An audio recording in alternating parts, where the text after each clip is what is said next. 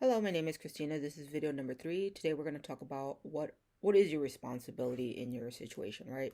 If you had your kids taken away or you applied for welfare, Medi-Cal, etc., food stamps, is it all your fault is the question, right? Um, I would say majority no. I'm going to put it to you this way. I can understand why you're in the situation, and there is something that you can do about it. It's not going to be easy.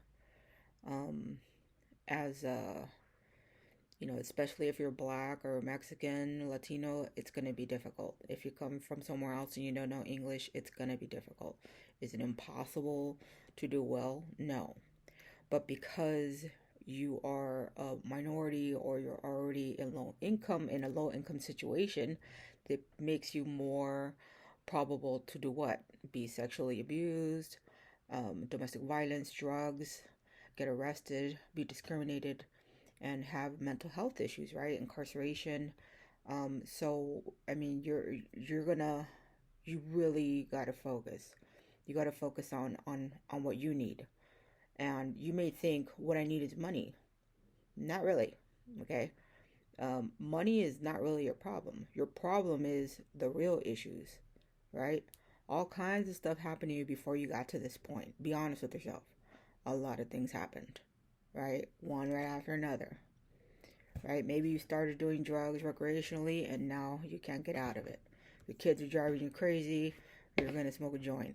Whatever it is, what I'm trying to say is that you gotta control that. Okay, don't wait for the government to come in and save you. They're not interested in saving you. Okay?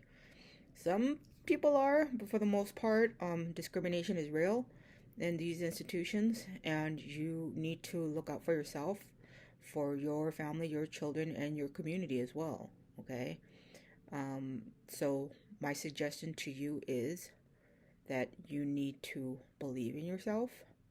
You need to go exercise. You get some counseling. You pray. You meditate. And if you're doing drugs, you need to get off that shit. Okay? You need to, bring it from maybe smoking 10 joints a day to 5. Or if you're doing meth and instead of being high all week, maybe how about just the weekend? So I'm being like brutally honest because I've been in a little bit of all these situations, and drugs is only going to make it worse. And these institutions do communicate with one another, and so you want to be careful about that. And of course, there's testing, etc. Another bit of helpful advice is stay away from people that get on your fucking nerves, right? Because they're quick to call the cops or they're going to agitate you. And if you're already going through all of this, right? Poverty, being treated like crap by your worker, or maybe being criticized by a family member, on top of you talking the shit you do to yourself, and then somebody says, well, one more thing, like that's it.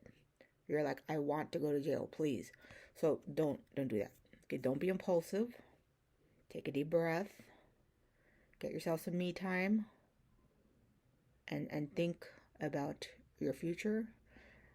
Remind yourself that you can do this, okay? And you're gonna just give yourself a little bit of time. Just count to 10 backwards, whatever you got to do. But do not do anything to get your ass in jail, 6 feet under, or in the hospital. Okay? So, watch video number 4.